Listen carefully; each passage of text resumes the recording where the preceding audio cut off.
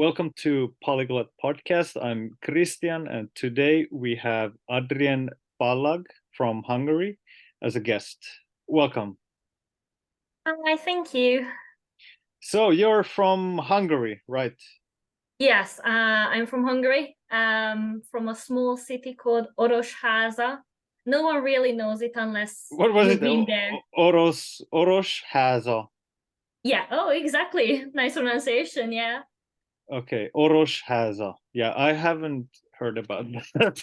Yeah, I thought so. It's a really, really tiny city. It's quite far from Budapest as well. It takes like Yeah. 4 hours to go. So it's a nice town. A bit boring, but it's nice. And how many people live in Orosháza? I think around 30,000, but I Yeah. think it might be a bit less. Yeah. And So what's like the biggest city close to Orosháza? I think Szeged. It's like an hour from Orosháza, and it's quite a big city. Like they have a bigger university, and it's definitely bigger than Orosháza. Yeah, I Way think more I things to do. I have heard about that one. Yeah, So those are in southern Hungary, or yeah, which part? yeah. More in the southern part of the country. Yeah, and you're also currently there, or where do you No, live now? so I live in the UK now. Oh, okay. Where in the UK? I live near Manchester, so up north. Yeah. And what do you do in the UK, and for how long have you been there? So I've been here for 3 years, and I'm working as a support worker currently. And I also study psychology with counseling and psychotherapy. Although a lot of people think that I major in languages just because I speak a Yeah. few there, so Yeah. they tend to be a bit confused sometimes. Yeah. Okay. So support, not like computer support, but like support No, for like support workers in supporting people with yeah. mental health issues, and it's kind of related to my course as well. Yeah. So have you studied sociology or something like that? No, so here in the UK, this is the kind of job that it's pretty easy to get, but it depends because usually the companies do provide training, so that's how I got into this field of work. Yeah. Okay.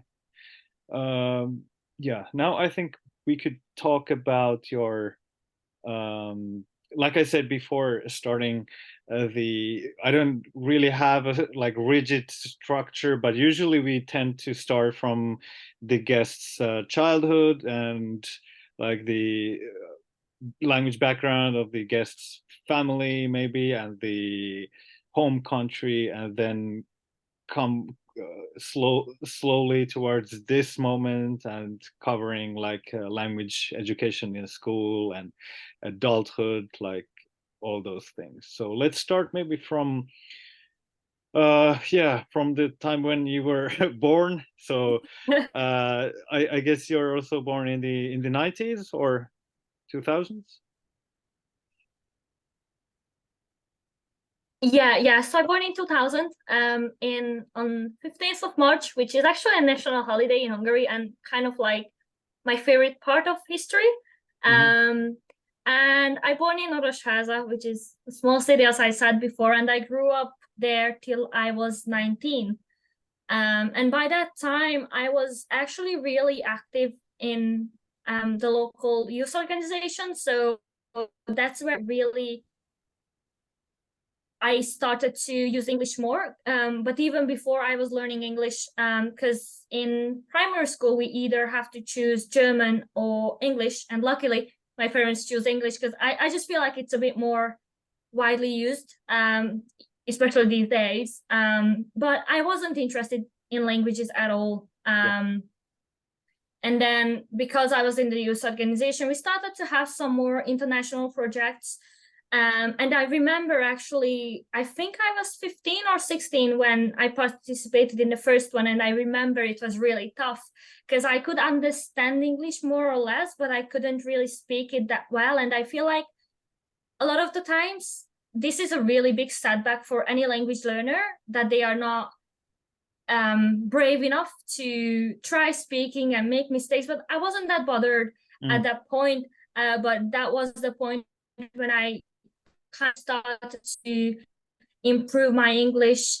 And obviously I was learning it in school, but it was we didn't have a lot of speaking, and I think that's one of the problems in language teaching in schools, that they are not necessarily focused on communication, which is, I think, why people learn languages, to be able to communicate with different people. And also I think it helps understanding the culture as well. I was around 13 actually when I started to learn some Korean. I learned it from mainly watching Korean dramas, so I wasn't really taking it seriously until 2016, when I was 16 years old. And in Sagad, actually, there was a language course by an actual Korean teacher who was actually teaching in Budapest, but once a month she came down to Sagad. So every month, once every month, I went to that city. And it took an hour just to take like an hour and a half long Korean class, and I don't regret it. I really loved it. And that's when I kind of started to learn more. And then I think it was a year after, in 2017 or 18, around that time, when I started high school, kind of. I studied how to bake, so I studied baking. I got a degree in baking, and the school was participating in Erasmus Plus as well. So that was, I think, the first time I went abroad. I went to Turkey, and obviously I don't know why, I just thought like, okay, let's learn a few words of Turkish. And I could speak a tiny bit, but by now I forgot because I wasn't using it really regularly. So since then, it was around 2016 when I really started to get interested in learning languages. And whenever I went abroad, I tried to learn at least a few words of the language. But it was only a few languages that I kind of kept going on learning. Also because I find it hard to learn a language that I can't really speak. So for me, that was a really big setback. But I still kept going on, especially like with Korean, because I didn't have a lot of opportunities to use the language. But whenever I had the opportunity, I just went out there and just spoke it. And then I learned some Spanish as well. I tried Chinese and Japanese, but I found it really, really hard. And then I learned some Italian as well, because I lived in Italy before coming here for 9 months. Halfway through, the pandemic happened, and then I think when I was like kind of locked up, that's when I started to dive more into Norwegian, because in Norwegian.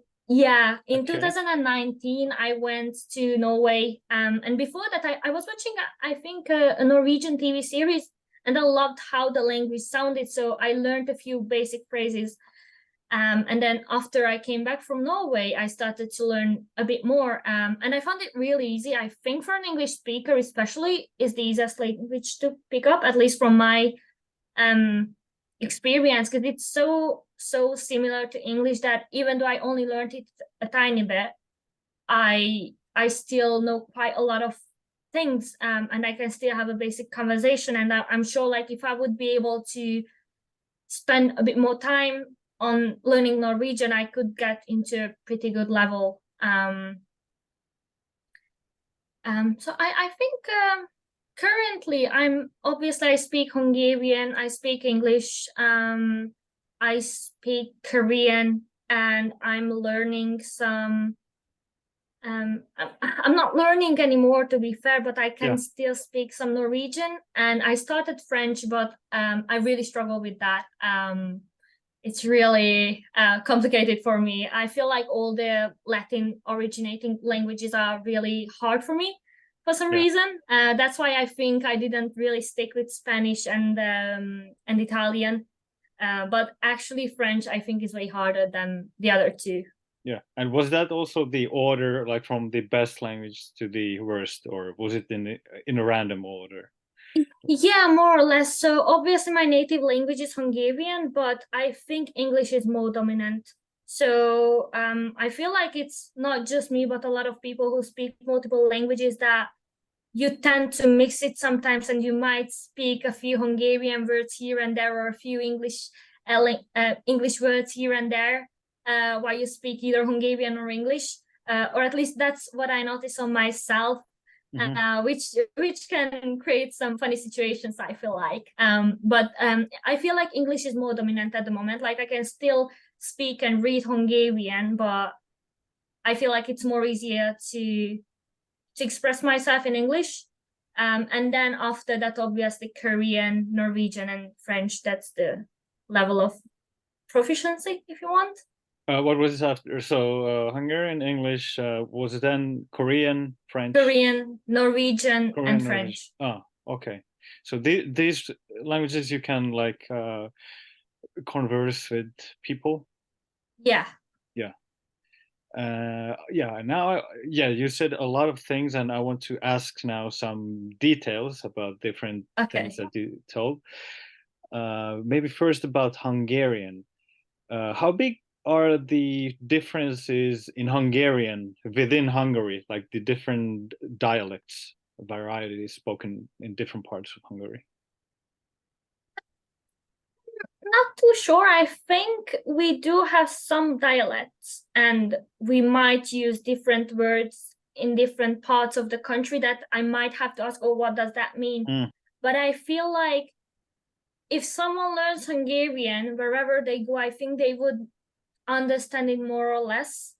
Whereas I think in other languages, the difference between dialects are way bigger. yeah. So I think like I traveled to a few cities within Hungary, obviously, but I never really felt a really big difference between the way people speak. Yeah.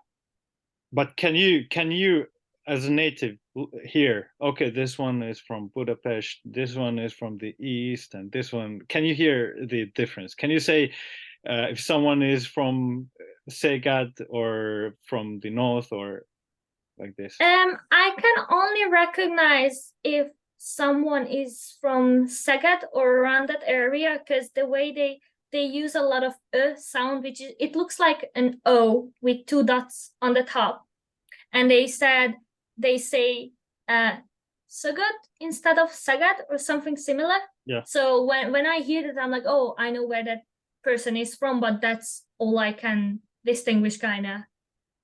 Yeah. Okay. And you spoke Hungarian with both of your parents until you started learning English, I guess. Yeah, so my parents actually don't speak any other language. My mom is trying to learn some English. I Mhm. feel like she understands more if it's written down. My dad, he understands really basics like yes, no, thank you, and that's it more or less. So with them, Yeah. I cannot speak English at all. And did they have to learn English or other languages in school, or was the quality just worse so that your parents' generation maybe doesn't speak that much English, or how was it? So as I know, my mom had to learn Russian. Um, and then I think before the 2000s, I think the system changed and they started to teach English instead of Russian. I'm not 100% sure about this, but I know my mom had to learn Russian. But these days, the basic languages you can choose from is either English or German. Yeah. And in your time, on which grade did you start English? I think I was around 10 years old, more or less. So in Hungary, the system is like you are in kindergarten in until you're 6 or 7, and then I think you start primary, and you do that for 8 years. So when I was in year 4 or 3, I think that's when I started to learn English, and I think I was maybe around 10 years old. more or less. Okay. So 8 years primary school, after that high school? Yeah, so you either go to high school and study for 4 years, and that's where you kind of like you can study something specific like chemistry or biology. I'm not too sure what else, but I didn't go down that route. I went to study a profession which was baking for me.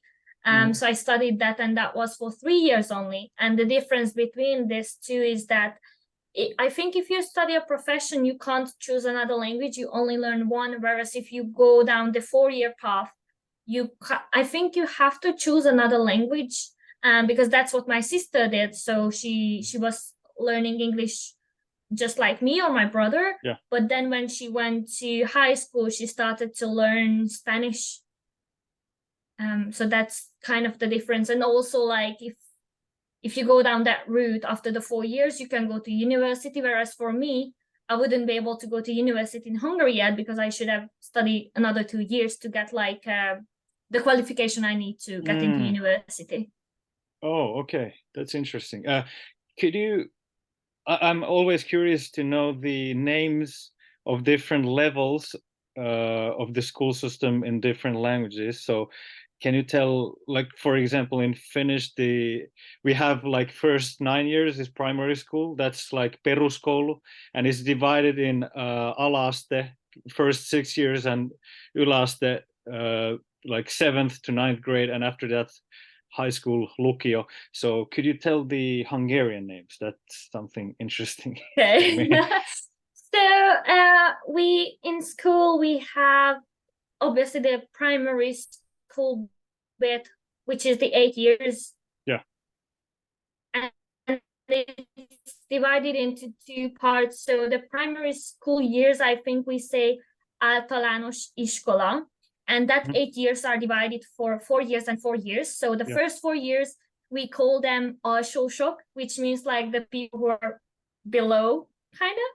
I'm not too sure about the right translation here. And then we refer to the upper 4 years. So from year 5 till 8, we say felsősök, which means like they are the ones who are above. Oh yeah, the same in Finnish. Ala means like below, ylä is like above, and then just school in the end. Yläkoulu, alakoulu, or alaste, yläaste. Yeah, and then after that, it's the high school, which we call középiskola, which I think maybe the literal translation would be like middle school, I think. Okay. It's more like translated to middle school if you kind of translate it to like word by word, if that makes sense. And then after that is egyetem or főiskola, which is like the higher education. Yeah, like university and all the polytechnic or whatever. Yeah. Yeah. And what about the occupational? Because we have also like either you go to high school, which is lukio, or to learn a profession, which is ammattikoulu, like profession school. Actually. Yeah, for us, I think we call it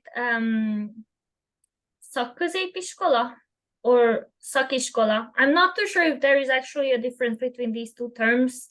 But it is kind of where you learn a kind of like a profession, really. Yeah.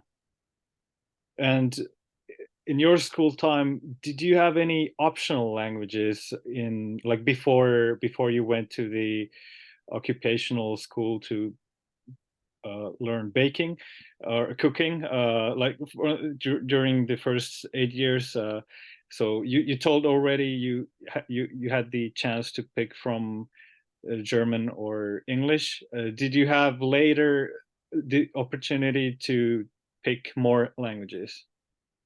No, so it was either German or English. So I had no other choice really. And I think most of the time it wasn't even me who made the decision, or like the students in general, but it was the parents. So you studied what your parents thought would be best for you. So you didn't really have a choice, unfortunately.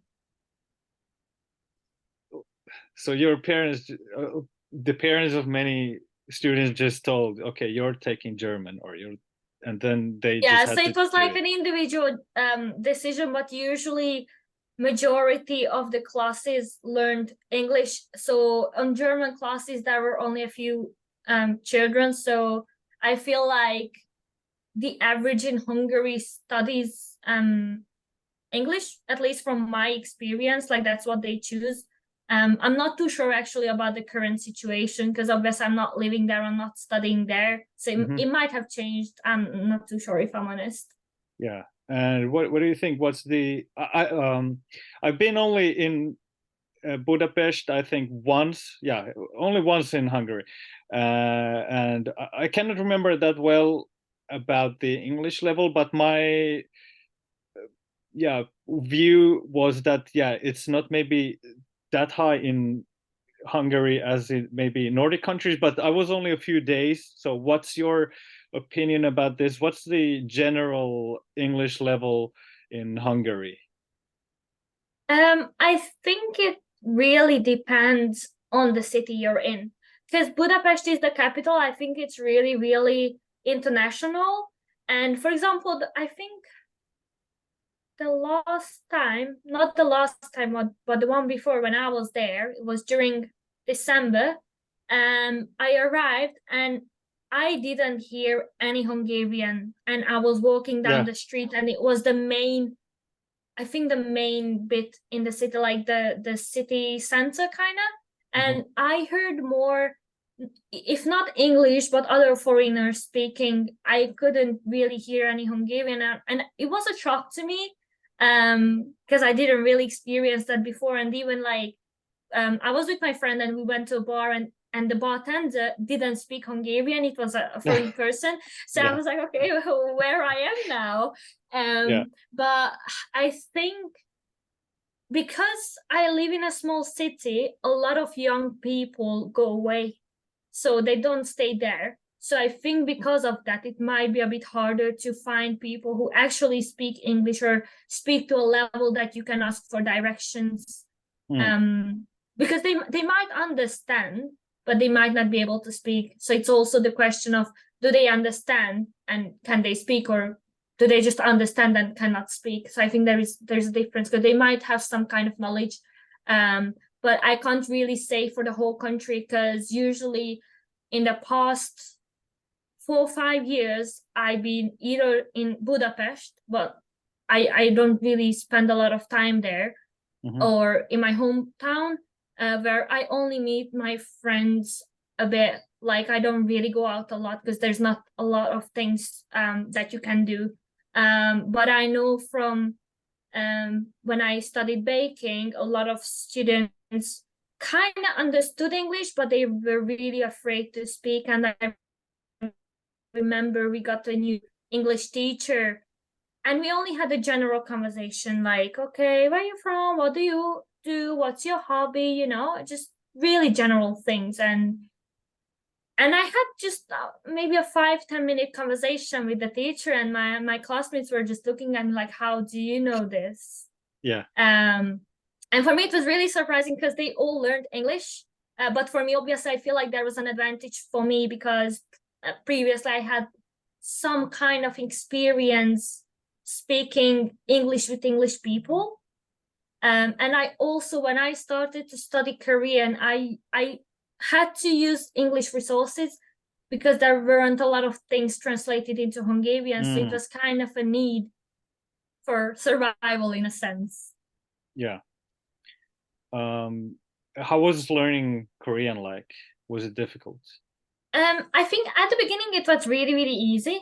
I think it's a really logical language. But I feel like the hardest part is now when I'm more of an intermediate speaker. So when I was in Korea and when I went there, I had no problem explaining myself or asking for directions. I could have basic conversations and I didn't feel lost. And now the problem is that it's hard now because a lot of grammar point means the same. So you have like at least 5-10 ways sometimes to say the same thing, but the nuance is a bit different, and you kind of need to know which grammar point should I use to express this or that, because it might have a different nuance and you might get into misunderstandings. And I feel like it's a bit harder to pick up, because I feel like with English, I didn't necessarily learn English, but I acquired it. And there is a difference between it, because if someone asks, how did you actually learn English? I can't really answer. Like, it kind of feels like it just happened. Yeah. And I feel like I know like there are a few things that kind of contributed to that. But with Korean, it's just different because it's a different system. And for me, it's just harder to pick it up the way I picked English up. So that's the hard part in it. And obviously, like, I never really had a lot of people to speak Korean with, but I got into a habit of writing diary in Korean or trying to think in Korean, even though there is not a lot of people who can correct me or, hear me. Yeah. But I feel like even though I had them obstacles, I did quite well, and I still struggle these days, but it's more like because I'm entering into a more intermediate and advanced stage where I need a bit more help, a bit more speaking as well. Yeah. And was the Hangul script the first like foreign script for you? Like, if it was different a lot, or No, I mean, most of the languages you mentioned use the Latin script. yeah. So was it the first non-Latin script you learned? Yeah, that's right. Yeah. And how was it? Well, as I said, it was really easy. I think Hangul is really made in a logical way. I'm not too sure if you are similar with the creation of it, but basically King Sejong was the one who created it because he wanted people in Korea to be able to speak their own language, because they used Chinese characters, I think. Yeah. And it was really hard to learn. And if I had to choose, to be fair, I would rather learn Hangul than learn all the Chinese characters to be able to communicate. So he wanted to create something that's easy to learn for the common people.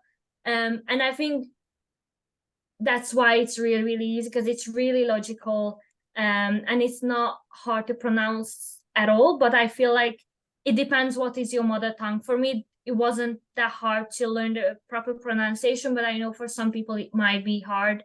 But personally, I don't think it's hard, and it's really easy to memorize within a day or two. Yeah, I think Korean is a bit, yeah, it's not impossible, but it's hard. It's not as hard as Chinese, but it's definitely harder than Japanese.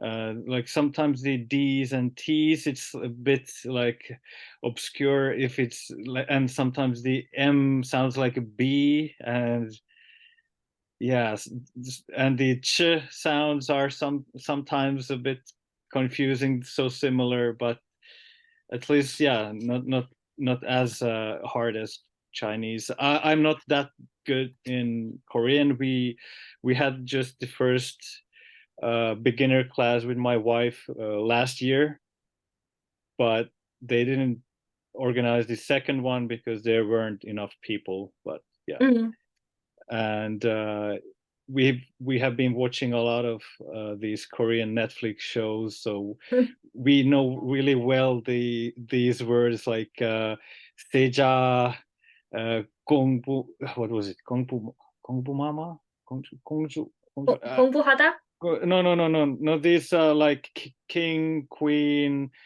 seja. I forgot because we haven't seen them, but Yeah. I think I could mention all the different titles like queen, king, prince, princess, and all the other ones, but I cannot remember now. So, but yeah, that's not so useful. So you mentioned you traveled in Korea. Was it just once, or how many times have you been there? I only went once for the first time this summer for 3 weeks, so it was quite a long time. I visited quite a lot of places. Yeah. How long was it? 3 weeks. 3 weeks. Okay. and yeah, you said your level is intermediate. So what kind of things did you uh, say in Korean? Was it mainly about asking directions and? Um, a few times I asked for directions. I actually met a few people who only spoke Korean, Mhm. and we had a conversation about what we do and about like different topics that are not necessarily like everyday topics. So it was a bit more advanced, I felt like. I also actually unfortunately had to go to the hospital and had to Mm. explain what's happening because Yeah. in Korea it was during summer and they use the air conditioner like it's really cold when the air conditioner is on, and I got a really really bad cold, and Oh my gosh. the pharmacist told me how to take the tablets, and Yeah. I was there with my friend who was Korean and spoke really good English. So I was like, okay, are you sure that's how I Yeah. take it? And he was like, yes. And I was like, okay, that's what two people said, safe to take. And I think I had kind of a bad reaction to it, or I'm not too sure exactly what happened, but I was feeling horrible. So I had to rush to the emergency and had to explain that I took this medication, and like my throat was burning, my chest was burning, I didn't know what's happening. It was hard to breathe and everything. So I had to explain all this in Korean, because I didn't even think that, oh, will they speak English or not, because I feel Yeah. like even if they spoke a tiny bit, I didn't want them to misunderstand the situation. So I had to use everything I knew to explain kind of what's happening to me. But I think that was the most extreme thing I kind of had to explain. Yeah. Wow. And you managed to explain everything you wanted. Yeah, it was just a bit hard because I tried to speak and explain, but I felt like they don't necessarily gave me the time to explain myself. Yeah. So I was like, okay, wait, I need to explain. So I had to Mhm. tell them to just listen to Yeah. me so I can explain. But yeah, I luckily I managed and nothing bad happened. Yeah. And initially when you were how old were you when you started? Was it 13, 14? What did you say? Yeah, so when I kind of started to learn Korean, I was 13. Yeah. Why did you start? What was so interesting in the Korean language? So I just liked the way it sounded. So my friend actually showed me Korean music, but I had no idea it's Korean. I knew it's Mhm. not Hungarian, it's not Yeah. English. I can't understand. They look a bit Chinese, but I knew they weren't Chinese. So I was like, okay, where are they from actually? And I was like, oh, Korea. Mhm. And I was like, well, let's see if their music is good. Yeah. What about their series and movies? I started to watch a Korean series, and I was like, okay, sounds good. I wish I didn't have to rely on subtitles. So I was like, okay, Mhm. let's start learning it. So I started to learn it, but I wasn't really, really serious about it. I just picked up a few things here and there while I watched the series and just noted down a few things. And then by the time went on, I was more and more into learning Korean because it was just really interesting, and I thought it's so cool. Like, who learns Korean? No one. How cool it is that Yeah. I came up with the idea to actually learn Korean. And then since then, like I've been learning it because it's just so interesting, and I don't want to lose my progress, and I absolutely love the language and the culture and history, and I completely fell in love with the country as well.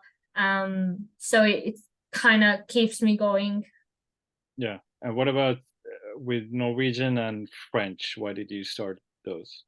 So Norwegian is because similar reasons. It sounded so nice, and I kind of checked. Okay, let's see what's the Norwegian language like, and I was like, okay, that's pretty easy. It's similar to English. Let's learn some more. And then obviously I went to Norway, and then I came back, and that's when I kind of started to learn it a bit more. And I was watching Norwegian series, and I was like, oh, I like how they sound. I want to be able to speak like them. Yeah. Um, Which series? Scam, Ah, yeah. Okay. I haven't seen it, but I've heard a lot about it. yeah. And then with French, I started to learn it recently because um, I had French roommates when I was in Italy as a volunteer. So I just like the way it sounds, but it took me a lot of time to actually decide that, okay, I'm gonna learn it, because when I met them, it was in 2019, so it's been like 4 years ago. Mm-hmm. So it took me some time to actually make my mind up and learn French. And yeah, it just sounds nice. I like the way it sounds, and feel like it's also a useful language because it's spoken widely as well, I think. But I deal with it a lot, and I don't focus on it a lot these days. But I try to do my best. I'm going to go to France in a month, so I want to kind of brush up my knowledge and be able to speak a few things. Yeah, yeah. And also, my friends, as I said, my friends are French, so when I go, I really want to try my knowledge out with them. Yeah. So you never had classes, you just had the roommate from France, and that's how you started. Um, well, they were kind of a motivation because I didn't start learning when we met. It was like 4 years ago when we met. So Mm-hmm. it's only just now when I kind of was like, okay, I'm ready to learn French. I tried to learn it like a year ago, but I didn't go far with it. But now I feel like I got enough motivation and reason to learn it. Yeah. So after you graduated, did you become, what was your title? Were you a cook or baker, or what was your title? Uh, I'm not too sure about the exact translation, but like kind of like a pastry chef or baker. Yeah. And that was 4 years ago, or when did you? Yeah, so I graduated in May 2019. Mhm. Did you work as a baker in Hungary? Um, so we had internships. So first year during the summer, we had to do like a month worth of internship. And then from second year, 1 week it was school, and the other week it was like just going to practicals. So I had a placement kind of situation where I had to go to that place and be a baker basically. And then I actually went to Spain for an internship as well, which was for a month. Mm, So that's why I learned some Spanish. yeah. And how did you end up in the UK? Or first in Italy and then UK? After I finished school, I was just on Facebook. I don't even know why, because I don't really use it anymore. And I saw opportunities to be a volunteer with Erasmus. So I was like, okay. I applied for one, which was in Poland. I didn't got into that.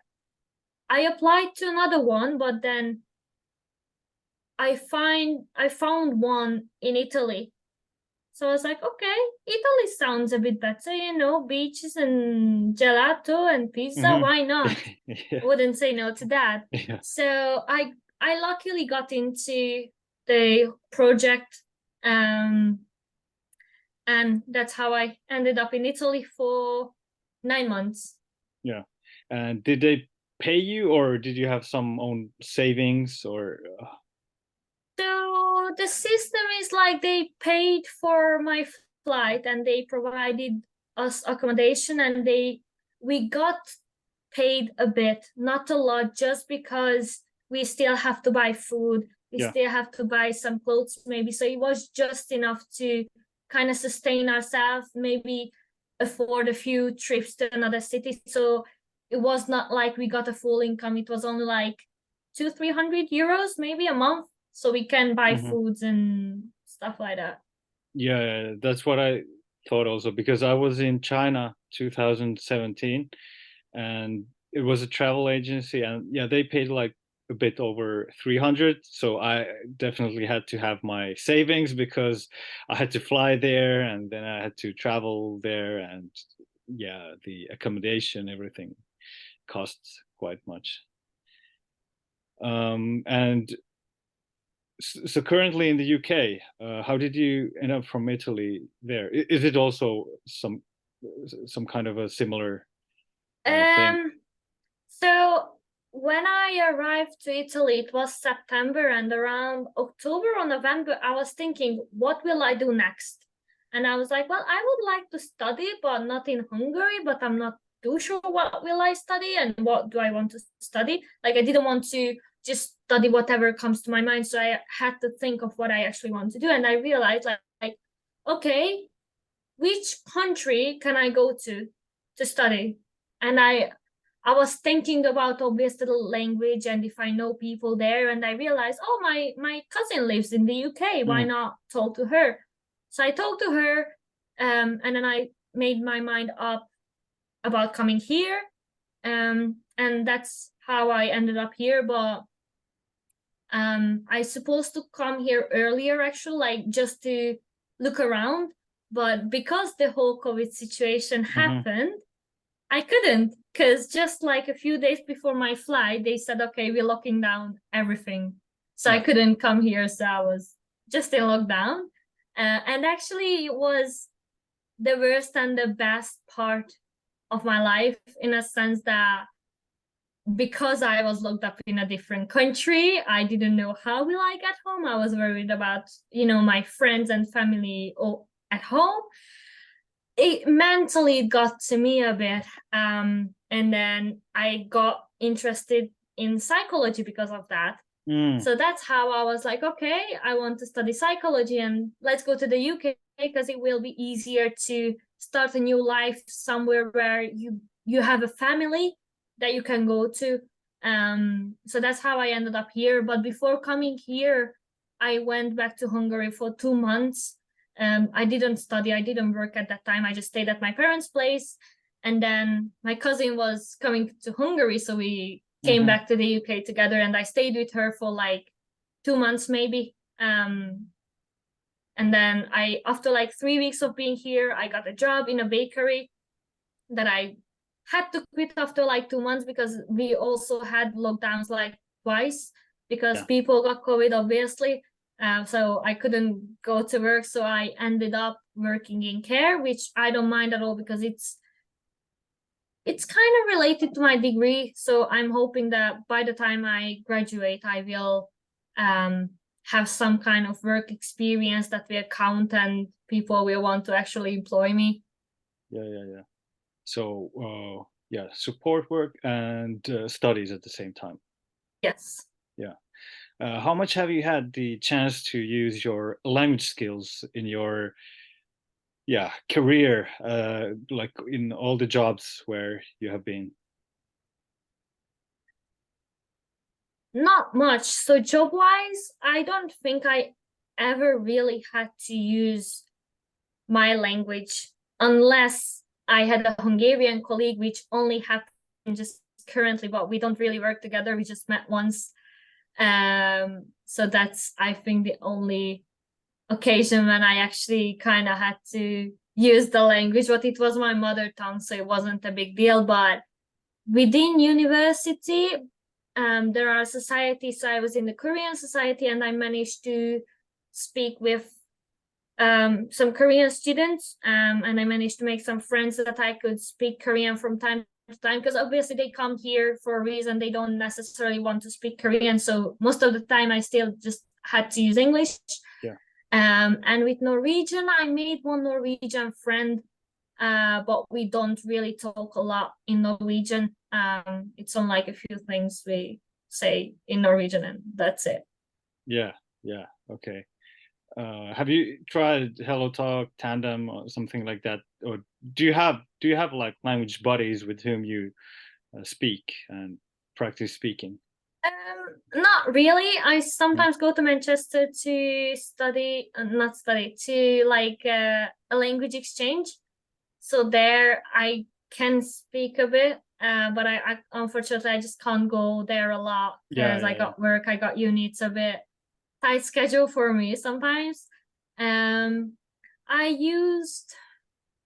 tried using Hello Talk, but personally I didn't have a good experience there. I just didn't like it. I use Tandem a bit, but I feel like it's hard finding a language exchange partner who will actually stick around for a while, because I feel like it's like any kind of relationship, like you need to build it up. Like at first you just say hi, how are you, ask about your day, and you don't go into deeper, more advanced level conversations. So it's hard when you meet someone nice and then they just disappear. So I think it's hard. I've been using italki because, well, we all know like you can learn languages there, like you can get teachers there, or you can become a teacher if you want, but you can also like upload your little essays or writings and ask natives to correct you. So I've been using that, but not a lot, if I'm honest. Yeah, it's not easy. I've used only Tandem. I haven't used HelloTalk, and yeah, it's quite hard to find really good ones, good language buddies. But one I've had almost 3 years, and still we're still practicing. Then there's another we have practiced maybe 1 or 1.5 years. There was one we practiced half a year, but unfortunately he got so busy. And then there are like tens of discussions on Tandem, but they didn't lead anywhere. With a few people, maybe 1 or 2 calls, and yeah, that was it. So it's really hard. Yeah. As a Hungarian, how many times have you met people who are like, oh, Hungarian, so how much do you understand Finnish or Estonian? Does that happen Um, often? I think it happened once in Italy when someone asked, "Oh, isn't Finnish and Hungarian similar?" And there was actually a Finnish person at that time, and she was like, Wow. "No." She said that no, it's not that. No, like I don't think Hungarian is similar to any language really. I think it's a really unique language in a sense that, you know how like Latin languages like Italian, Spanish, they kind of can understand each other, same with Slavic languages, but with Hungarian we just standing in the middle of Europe, you know, not being able to understand any other language other than our own, kind of. Yeah, Yeah. that's yeah, that hasn't happened to me that often, but it's a weird question because it's the distance is maybe as big as between, let's say, English and Persian, which are in the same language family. So I think, or let's say English and Russian, maybe, yeah, or maybe even, yeah, closer to English and Persian, the distance. So, anyways, I think um, we could have a few example phrases in Hungarian. You could teach me some phrases in Hungarian. I could maybe tell you something in Finnish. We can also, you can now actually write something in the chat, because I've actually studied a bit on Duolingo. I can't, I mean, I don't know Hungarian, but I know the orthography. Like when it's S and Z, it's the normal S. When it's only S, it's like sh. So Yeah. maybe, yeah. Uh, so maybe we can start from basic stuff. You don't need to write here, but if I have a hard time to understand, maybe you can write in the chat. But let's start first without it. So hello, how do you or some greeting that you use? Okay, so hello would be see ya. It's really similar to like Mm-hmm. see ya in English, but Yeah, it's just see ya. see ya. Yeah, this one I remember. Yeah, we actually use this when saying hi and goodbye as well. A lot of the times, like when I meet my friends, I say, "Oh, see ya," and then when I say goodbye, I say, "Okay, see ya." So it's really like you use in both situations.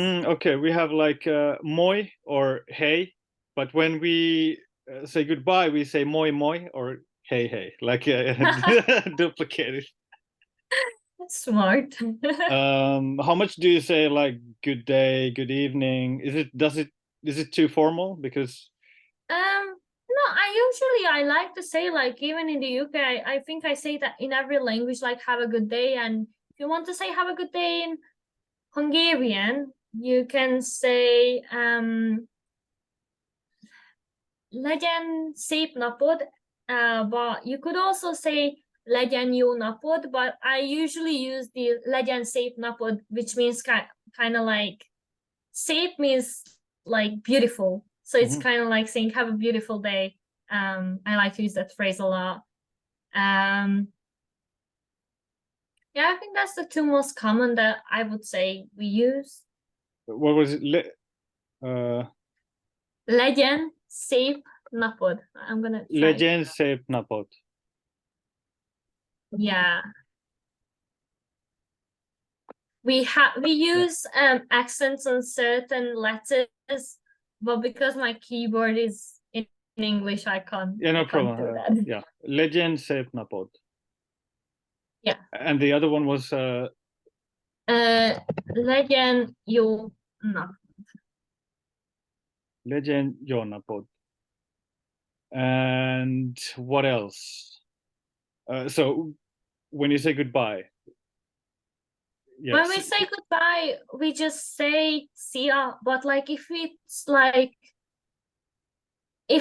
a shop, for example, like you go in the shop, you pay and everything, you say viszlát. Viszlát.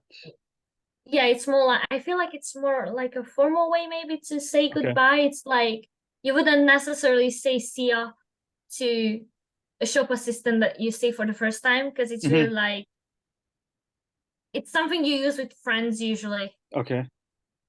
This one you could use with people you don't know, viszlát. Yeah. Okay.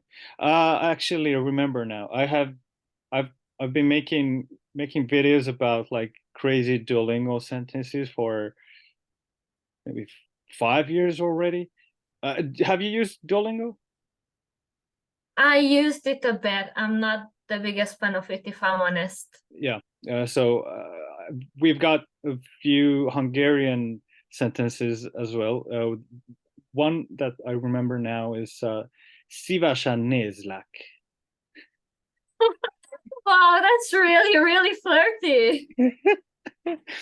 So was it like I like to watch you?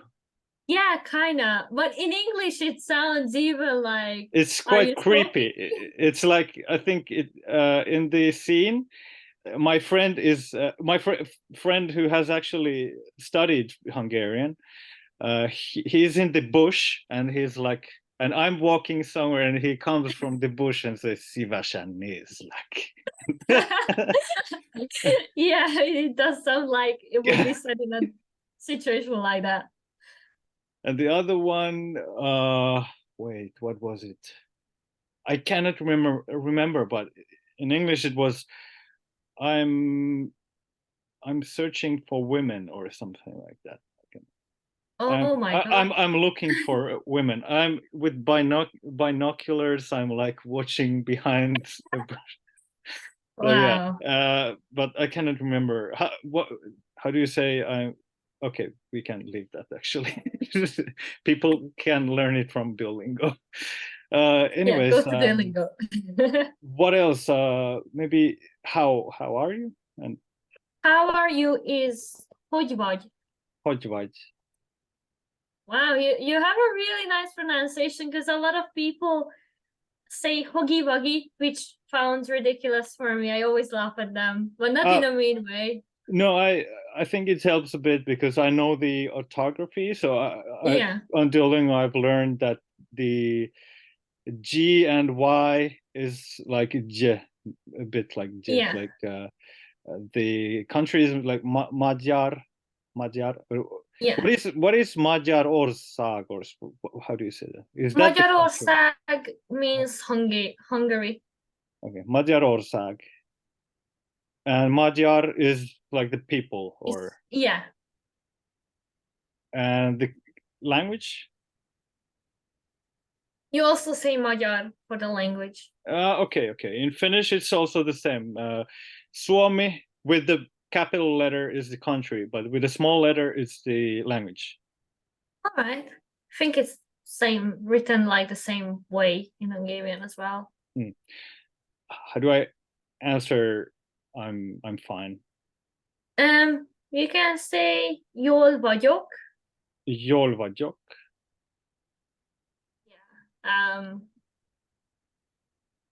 Or if you are not okay, you say you can just say nem vagyok jól. Nem vagyok jól. Yeah, it means nem means no.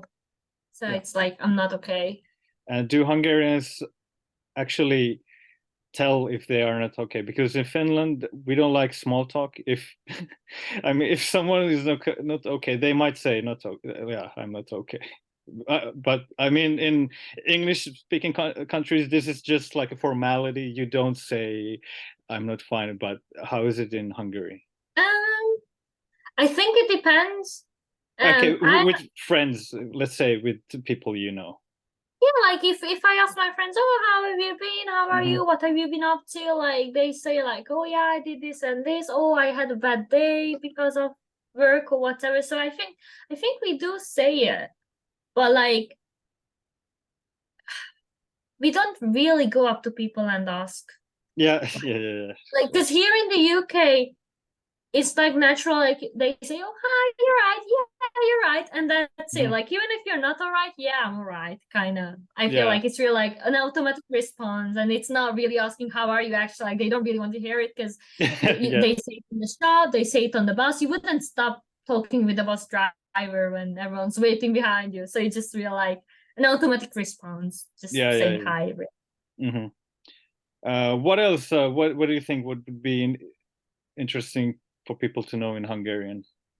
You can learn how to say thank you, which is köszönöm. Köszönöm. Or there's a short version and it's köszi. Köszi. Yeah. And to say you're welcome is szívesen. Szívesen. Yeah.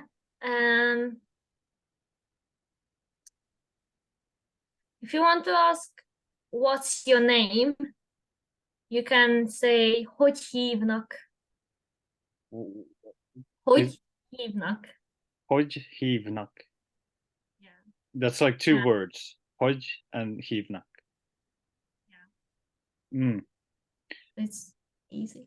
Do you know any tongue twisters?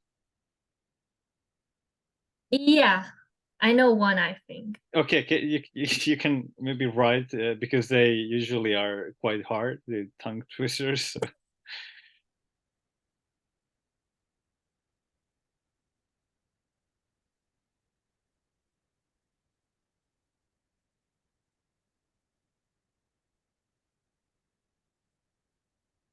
Okay. Yeah. Okay, I can try before you can. I can try without an example, and after that you can tell how to say. Okay. E is always e and not a. Or yeah, it's the same. Okay, let's try. Fekete bika pata kopoga pepita patika koven. Wow, that's you nailed it. Or is there a long because accent somewhere or? Well, the last word, the kövén, it's and then a sound, so kövén. Kövén. But the rest, yeah. So it's fekete bita oh my god, I can't even say it. Fekete bika pata kopoga pepita patika kövén. So the first is fakata, not fekete. Yeah, but to be fair, like for someone who's not Hungarian, I think you said it pretty well. But yeah, it's fekete bika pata kopog a pepita patika kövén. I think that's the whole, yeah. Okay. Fekete bika pata kopog a pepita patika kövén. Yeah, we have the and a, so it's easy. I'll write now a Finnish one. Wait.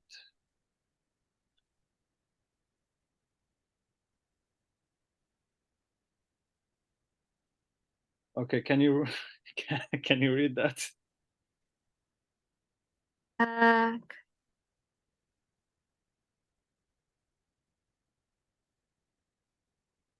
Oh my God, I am not too sure about the last word, but is it? You know how to pronounce the different letters, right? I'm gonna try. Mhm. Köylüysen, Yeah, Yötyelaysen, Hayır. I'm not too sure about that one. yeah, that's good. It's like the Y is U, U. I don't know. Do you have U? Maybe it's like. Do you in German? Yeah, Yeah. that's we write with this letter. So you pronounce it like this. U with umlauts, like in it's U. Okay. Yeah. So this is köyliöläisen, yötyöläisen, hääyöaie. Wow. It's it's hard. I feel like it's a bit harder than Hungarian. Okay, I'll write another one. If you have something in mind in Hungarian, you can also write after this. What about this one? Is it a bit easier? You pronounce the S as an S. S, yeah. So is it the C,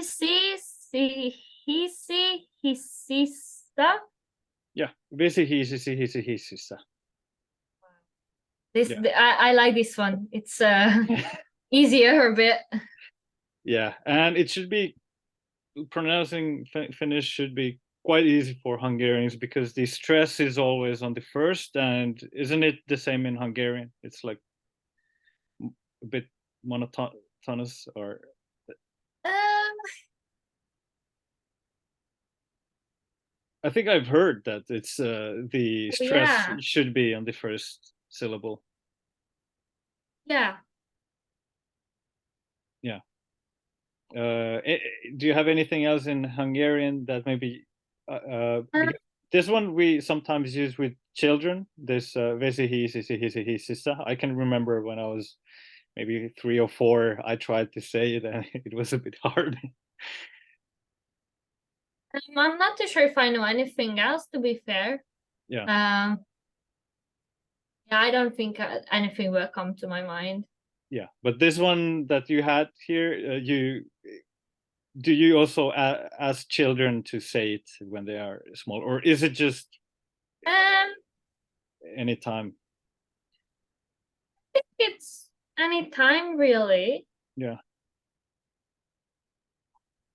And then actually another one that we ask children to say because it has a lot of R sounds, and sometimes small children, for some of them, it's hard to say the R, arra in Finnish. Yeah, we have a similar one, I think. Oh, wait, I have to check how it ends. Actually, wait. I can only remember the beginning. Oh yeah, now I found it.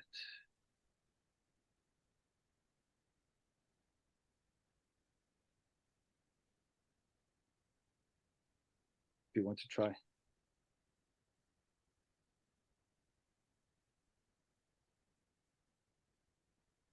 Aran, Kieran, Oren, Impari, Asan, Piston, Taskun. Yeah, yeah. Yeah, it's R:n kierrän orren ympäri, S:n pistän taskuun. It's like I roll the R around the, I don't know what's this in English, and the S I put in the pocket. But yeah, especially the beginning is hard when you don't know how to say the R. R:n kierrän orren ympäri. We have a similar one, it's this one, but I missed some of the accents. Okay, okay, I'll try. Reparetek, Reparetek mojoro koran regel ritkant arigo. Yeah, you said it pretty well. We say it réparetek magyaró korán reggel, ritkán rikkant a rigó. Can you say once more? Yeah, réparetek magyaró korán reggel, ritkán rikkant a rigó. Reparetek mojoro koran regel ritkant arigo. I lost the rhythm. It was a bit hard. So you use this one to like test how well they say the R sounds. Yeah, I was one of the kids who couldn't say the R.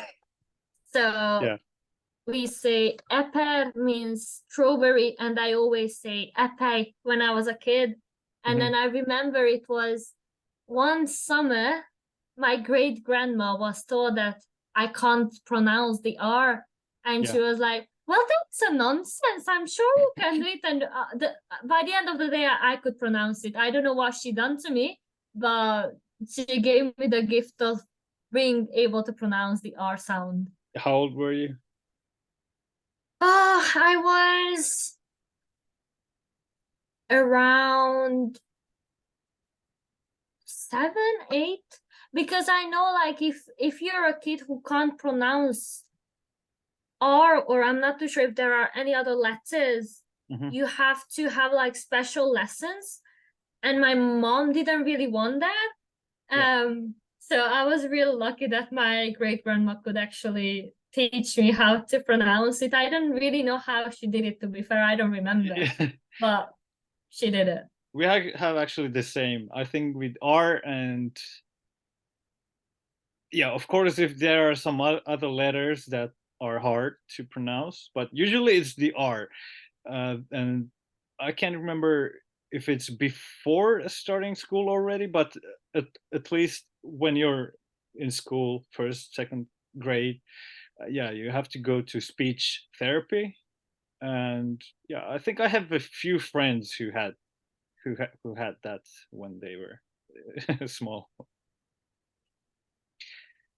I have actually a few words that you can guess in.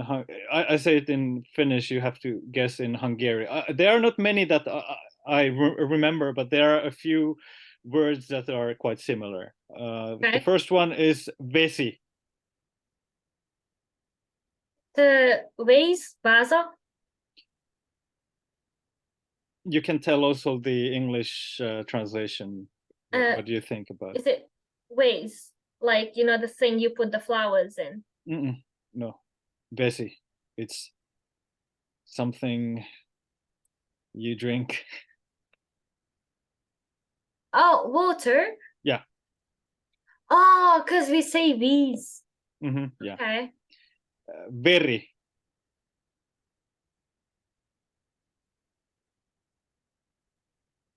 Too sure about that one. It's also a liquid, but a red liquid. Oh, wine. No. No. Oh, blood. Yeah. Okay. We say ver in Hungarian. Yeah. What about? Wait. I know there are a few more. Okay, I'm not sure about these ones if they are similar in Hungarian. What's? Let's try. Poo. Say it again. Poo.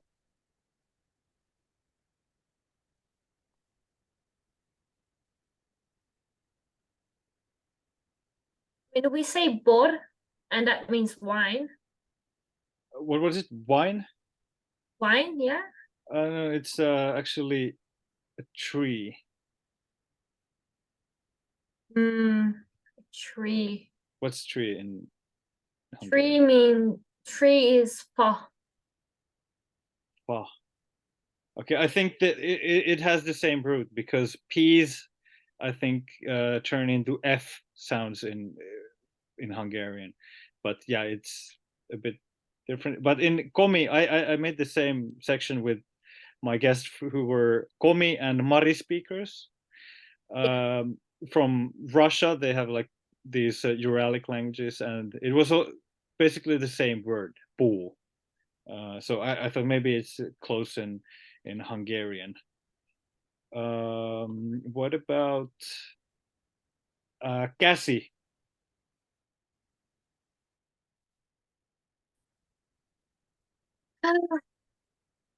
Can you say it again? Käsi.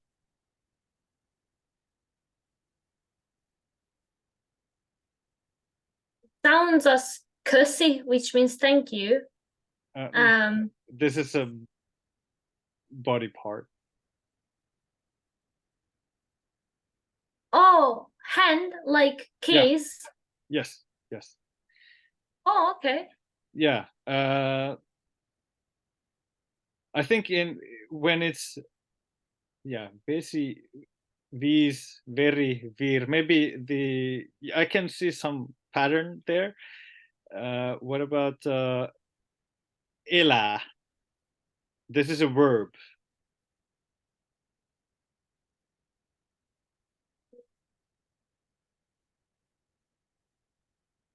I'm not too sure. Verb. Did you say elää? Elää.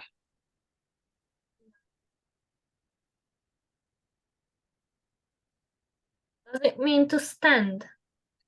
To live. Okay, I see now. Does it say el? Okay. What about the last one? Kuolla. This is also a verb. Is it like a commonly used one? I hope not in your everyday life, but I would say quite common word. Yeah. Can you say it again? Kuolla. I don't know. Everyone has to do this at least, or you don't have a choice. Everyone in the end faces this. Work? No. So to die. That was my second guess. Okay. Sorry. I think to die in Hungarian is meghal. Okay. I just read somewhere that these are similar too, but maybe I don't know. Is there another word for to die, or that's the only one? I think that's the only one. Yeah. Okay. Yeah. Anyways, and let's say the numbers. I will say let's start from 1 and then go to 10. I will say first, and you can like 1, 2, and okay. So 1, yksi. Egy. Yeah. 2, kaksi. Kettő. 3, kolme. Három. 4, neljä. Négy. Okay, this one is probably close. 5, viisi. Öt. Totally different. 6, kuusi. Hat. 7, seitsemän. Eight. 8, kahdeksan. Nyolc. 9, yhdeksän. Kilenc. 10, kymmenen. 10. Yeah, okay. So basically 4 is in that number you can hear it's from the same root.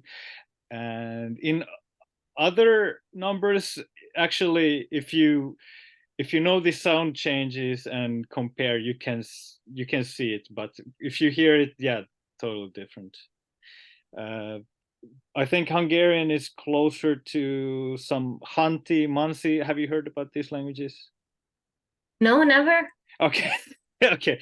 Yeah, I have to find some native speakers of these languages, so I will learn more. But I think they were in the family tree, like the closest to Hungarian. So probably they have more in common. Yeah. So was it surprising to hear some similarities between Hungarian and Finnish, or did you know Yeah, about a this bit. before? I didn't really know about this, but I feel like Finnish and Hungarian is not that similar. Like we have some Hmm. similarities, but I feel Yeah. like Hungarian has a lot of similarities with a lot of other languages. I know in German, hair tie sounds like in Hungarian when we say like, because haigumi means hair tie, and I know in German it's something similar. But I know, for example, in Turkish you say elma for alma, which Hmm. means apple. Mm. And the way, because I learned a tiny bit of Turkish as well, Yeah. and we have some grammatical similarities. So I feel like on some level, every language has another language that's a bit similar to it. But it feels like with Hungarian, I'm not too sure about other languages, obviously, but we have some German similarities, some Turkish grammar-wise, you know. Mm. So it's you can find a few words. Even with the Polish, we have a few words, I think. Yeah, yeah, yeah. Because of the um, yeah, those countries are close, so they, yeah, Hungarian has borrowed a lot of words, and yeah, I understand the Finnish and other Finnic languages have, they have diverged maybe 5,000 years ago. I can't remember, but so long time ago that, yeah, Hungary is really, really different, and also like borrowed words from Turkish and all these languages. But I think there are some similarities in the grammar. Hungarian has, I can you remember, was it 25 cases? I read that it depends how you count, but it's something between Yeah, 25 to 30. we have a lot. Yeah. A lot. I'm not too sure about the exact number, but we have a ridiculous amount that, yeah. Yeah, yeah, yeah. In Finnish, we have 15 cases. Uh, and yeah, Turkish, it was 6 or 7. Six or Mhm. eight, was it 8? But anyways, yeah, for me, Turkish grammar was also much easier because we have the equivalent of all all the cases that they have, and something extra.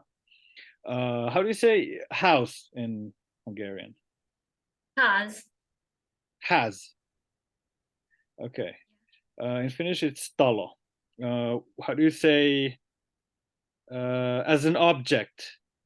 The partitive accusative case, we have taloa when it's the object of the, like, I'm watching the house. Minä katson taloa. Talo becomes taloa. So if you want to say you're watching a house in that context, you say házat. So Hazat. you say a házat nézem, or nézem a házat. I feel Mm. like with Hungarian we have a word order, but it can be changed into loads of different ways. So Yeah. depends Yeah. what You say. can maybe tell just the word, how it changes the word house. I think it's interesting to uh, compare how the word house changes in different contexts. How do you say in the house? Házban. Has, okay, you put ban in the end. But it depends. I think because we say has, but I'm not too sure about that actually. But we say has bun if it's in the house. Hmm. Yeah, we say talossa. So instead of ban, we have sa. But we have also, like, if it's by the house, like close, then it's talolla. Okay. Do you have Um, something similar? so if it's like next to the house, or Yeah, yeah. we use has mellet, which means next to the house. Oh, well, yeah, yeah, yeah, we might actually say that more also, talon vieressä. From the house, we say talosta, We say hastol. stål. Okay, what about towards the house, like into the house? We say talon. We say hashos. Is it towards the house? I think Towards it's or into. hashos. It's either towards or into. I think it depends. So towards is either hashos or hasbo, but because there is a difference, I think, between bo and bon. I think because you say, I feel like if you say like there is something in the house, like valami vana has bon, but if you say like into, I think we would use like hasba. For example, when a car crashes into the house, you say a kocsi belement a házba. Yeah. I think. Yeah. Yeah. Then we have a lot of like even without a house talota, which is a bit old-fashioned. We would actually use.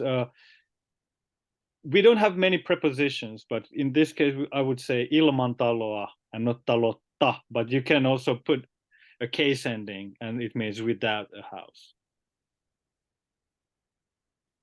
And yeah, I guess it's the same in Hungarian. You have like so many cases, and you can maybe use the case, and sometimes you can use a postposition or preposition, and yeah, different structures. Are there any grammatical structures that also the Hungarian natives have problems with? Because in Finnish we have some structures that I've seen that the other native speakers actually say it incorrectly.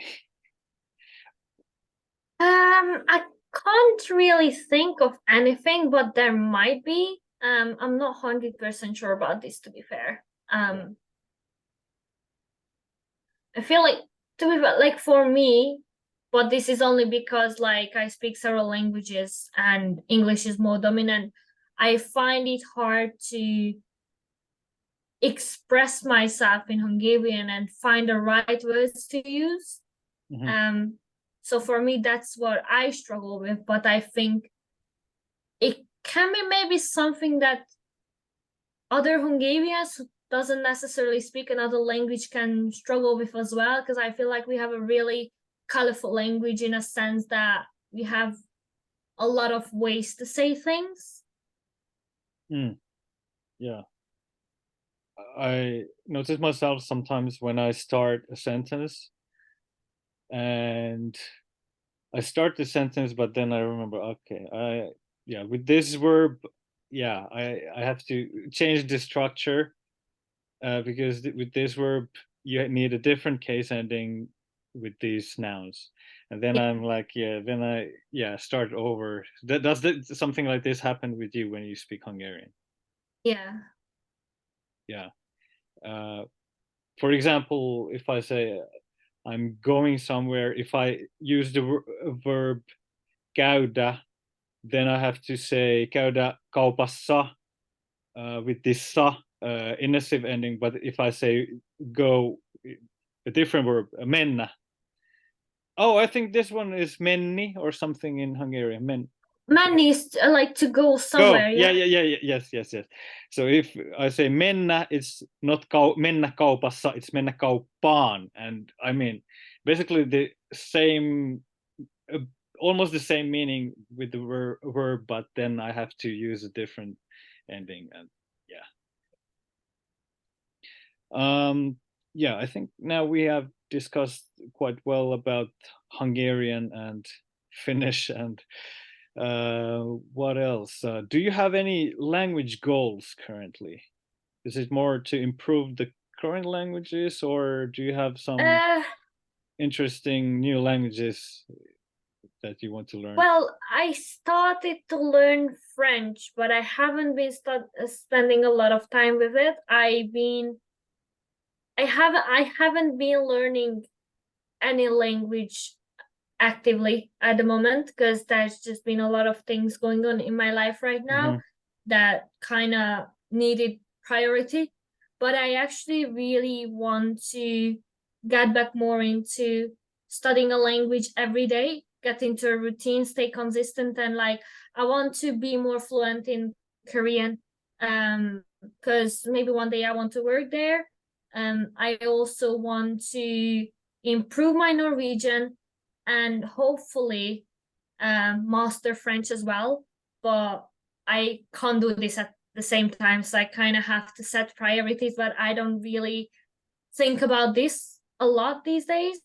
But I know, like for sure, I don't want to stop learning any language. Like I said, I don't learn it actively, but I still kind of try to keep in touch with the language. I try to read in the language. I try to listen things in the language, maybe write in my diary in the language. So I try to just maintain this kind of relationship for now and slowly get back to actively learning and improving, because I do not want to neglect the language. Like a lot of the times people say, oh, you need to master one language before learning another one. But I think what a lot of people don't consider is that I can stop completely learning Korean, Norwegian, French, don't even listen to things in the languages. And within a few months or years, I will forget everything. And I don't want to lose a lot of years worth of effort just because I stopped learning it. Yeah.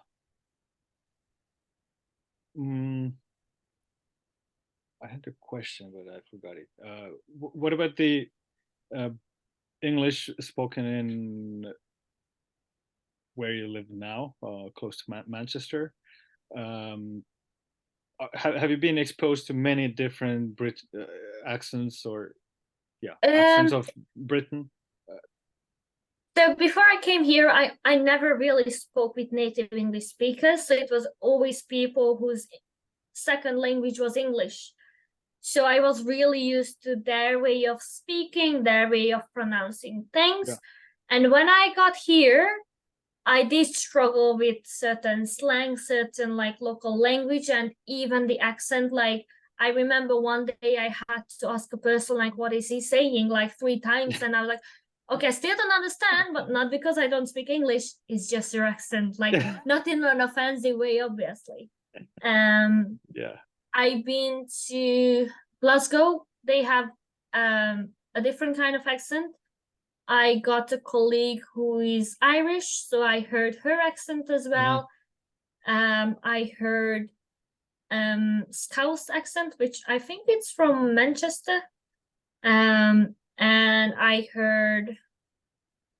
been to London, so their accent is a bit different as well. Yeah. So I've been exposed to a few of them. And I think my accent has been changing a bit as well. Because last year I had to take an IELTS exam for my university, and I had a teacher, and he told me I got kind of a northerner accent, and these days people don't really question if I'm from here or not. Yeah. Which is good, but I also feel like my Hungarian or European accent is the part of my identity that I don't want to lose, but it seems like I'm losing it slowly. Yeah. Okay. And which accent is your favorite, and which one is the hardest to understand? I think I got a friend from Korea, and her accent and the way she says things, I struggle. And she also speaks really, really fast. So sometimes I'm like, okay, stop. I can't even, process what you're saying. Yeah. So I think Korean accent is a bit hard to understand. And my favorite, I like London because they're really well spoken. And I feel like people do have this idea of English people really being posh, Mhm. but it's not. It's not like that. Like in London, probably, but here where I am, it's a bit different. It's Yeah. not what you think it would be. Yeah. How languages have benefited you? What do you have to say for people who maybe are not learning languages? What are the benefits? Well, if I wasn't speaking English, I wouldn't be in the UK. I wouldn't work here. I wouldn't be able to get a degree in a nice university. So it's definitely useful, like no matter what language you learn, but if you learn one language, you have a new door opening up for you because you can work in that country where that language is spoken. And it comes handy when you see people, like even tourists or exchange students who are lost, and oh, I speak Korean, I'm gonna ask if she's okay or he's okay if they need help. And it's just also being able to connect with people. It's different when someone says hi to me in English, and then when someone says hi to me in Hungarian, because it touches my heart. I'm like, oh my God, one Mhm. word in Hungarian. That's Mhm. like it made my day. So it is beneficial no matter what language you learn, because at the end of the day you will be able to work with it, and it just opens so many doors. And I had situations where I had to use my language knowledge. When I was in a bakery school, we had foreigners checking the school out. They came into our baking lesson. I was the only one who could explain to them, what are we doing, what are we making, how do we make it. So I had to be there to translate, to Yeah. explain to them. So it came useful for the school in this situation, because they had someone who could show these people what we do in the school. Mm. Yeah. And I had actually one opportunity when I was asked to be a translator for 2 weeks. It was ridiculous working hours, ridiculously good money as well, but I actually Mhm. refused that opportunity because it wasn't a temporary job. It was just for 2 weeks. So Yeah. I didn't really want to quit my job just to do that 2 weeks. Yeah. Yeah. But I feel like sometimes opportunities will find you, and you can obviously benefit from it if it's like a work opportunity or whatever. Mhm. Yeah. I've met some people who have said that their language, their native tongue is the most difficult. Like one Czech guy, I remember I was traveling in the US, and he said, yes, oh yeah, I speak Czech. It's the hardest language in the world. Then I've seen many times this happening. People who are actually natives, they are like, oh, my language, it's the most difficult language in the world. I even saw someone, I think he was a Spanish person, but this was on a forum or a YouTube comment. So I mean, people say different things there, but he was like, oh yeah, yeah, Portuguese. I don't remember, was it Spanish or Portuguese, but he said, yeah, yeah, Portuguese. It's the most difficult language in the world. What do you think? Is Hungarian the most difficult language in the world? And if not, what's your opinion? What's the hardest language in the world?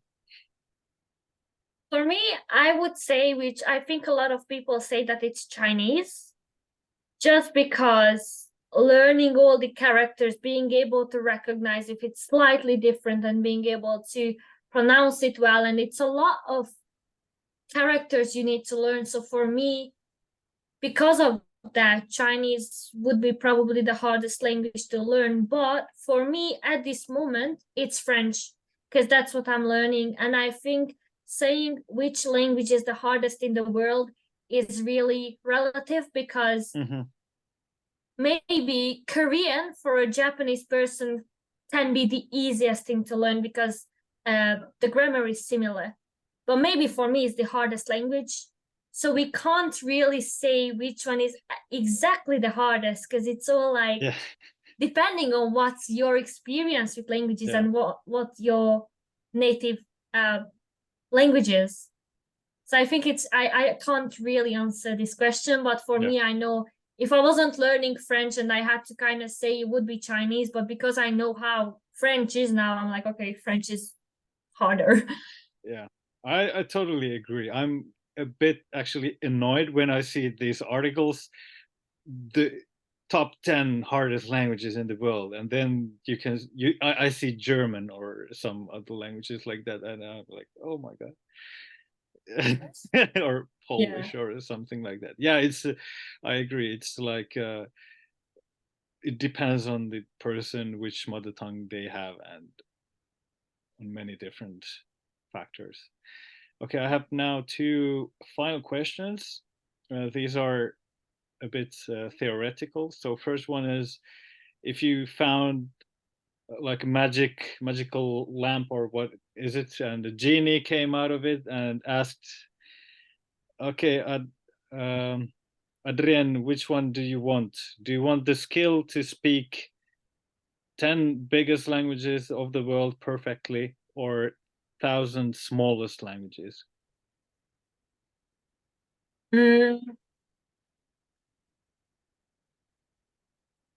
I think I would go with the first one. Yeah. Because that would be a bit more useful and beneficial. Yeah. Okay. And second one, would you rather speak all the languages, like all the languages there are, but you couldn't read or write at all? Like you couldn't even learn it. You would be unable to read and write.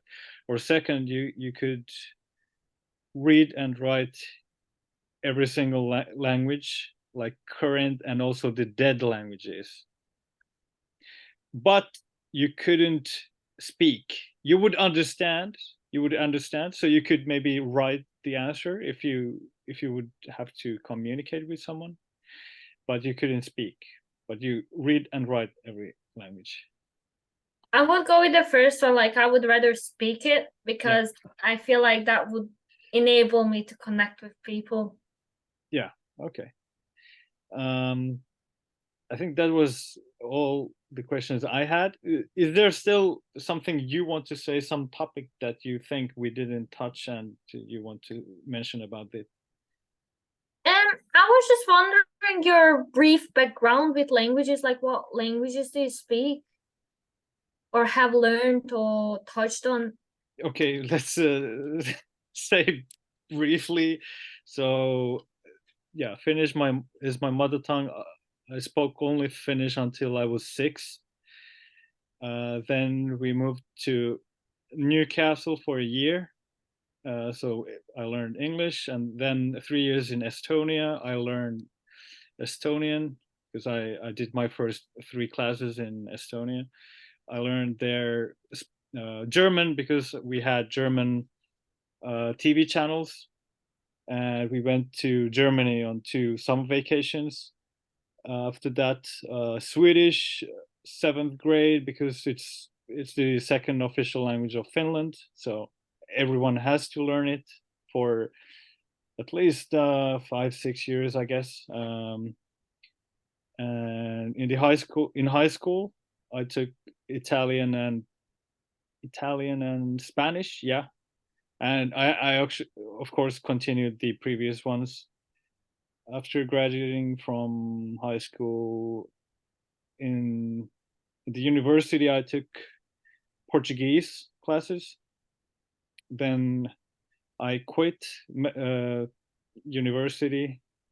Then I started a different school, University of Applied Sciences. It's not actually university, but I took some classes in French and Russian. And then we have these, it's not, maybe, how do you say? adult training center. It's not like you just pay something and anyone can go to their courses. So I had a few classes in Chinese, Hindi, Turkish, Arabic, Japanese.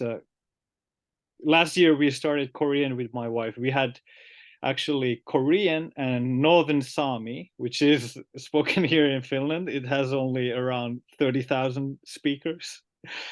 And yeah, maybe some others a bit like on Duolingo.